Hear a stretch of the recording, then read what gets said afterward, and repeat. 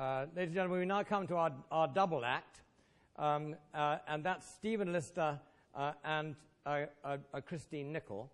Stephen will speak first for a short time to set the scene, and then Christine will take over. So the first speaker, as I say, is Stephen Lister. He's a veterinary surgeon who qualified from the Royal Veterinary College London in 1979. He's a partner in Crowsell Veterinary Services, a four-vet dedicated veterinary practice in Norfolk. And I mean, I must add that, in fact, Crowsell has been a wonderful friend to BFREPA for years, and they've come practically every year and not just produced a stand, but a lot more than that. So we are terribly grateful, Stephen, for you and your partners for so many years. He's currently Senior Vice President of the Poultry Veterinary Study Group of the EU and a Foundation Diplomat of the European College of Poultry Veterinary Science. Stephen served on the Farm Animal Welfare Council for 9 years and is a previous trustee of the BVA Animal Welfare Foundation. His special interests include practical approaches to improving animal welfare, diagnosis and preventative medicine aspects of poultry disease and veterinary medicine. This is really the reason that he's here. Stephen currently chairs the Beak Trimming Steering Group, which is linked to the wider stakeholder Beak Trimming Action Group, reconvened by the Ministry of Agriculture in 2010, to advise on progress towards the government's stated aim, and remember this, it is their stated aim, of banning routine beak trimming of laying hens in 2016. As I say, Stephen will set the scene. No questions after Stephen's talk, but we'll wait until after Christine's given hers, and then they're kind enough to say that they will take questions. Stephen. Thank you, Tom. Good afternoon, ladies and gentlemen. It's a great privilege to be given an opportunity to talk about some aspects of the Beak Trimming Action Group before Christine Nichol gives the sort of meat of the two parts, really, to talk about how we're going to proceed with this situation we find ourselves in.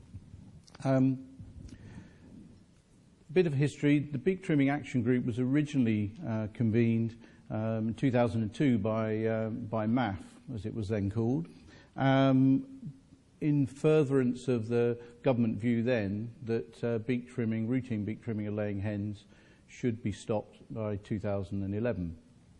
Now, in that sort of 9-year period, there was a lot of activity, a lot of discussion, a lot of research, and a lot of thought into whether this was feasible and whether it was in the best welfare interests of the laying hen.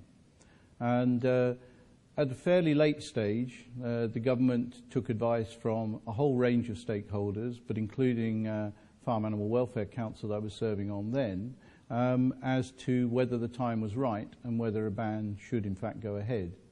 And the advice, majority advice then given to the minister, which he took on board, was that the time wasn't right and that we couldn't confidently move forward with satisfactory welfare of laying hens.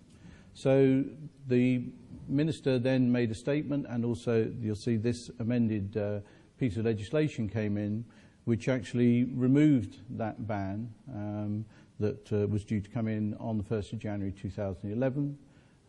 With the caveat that the procedure that could continue would only be infrared beak treatment. Now, the industry breathed a big sigh of relief at that stage, but the thing that was somewhat overlooked, I think, was that this was an interim solution on the basis of what the government was saying to ensure that welfare of laying hens was maintained at that time. The minister then, who was Jim Pace, then reconvened the Beak Trimming Action Group in January 2011 with a lot of us who'd been on the original Beak Trimming Action Group and a few others to give broad stakeholder approach and views on where we were going to go from here, because, and these important bits in red are that the ministerial commitment was still that this was interim, and that their government view was that the ban should still come in sometime in 2016. So the Beak Trimming Action Group has a wide variety of members from DEFRA, AHVLA, the devolved administrations, me as a vet, colleagues from BFREPA, BIC, breeders and hatcheries,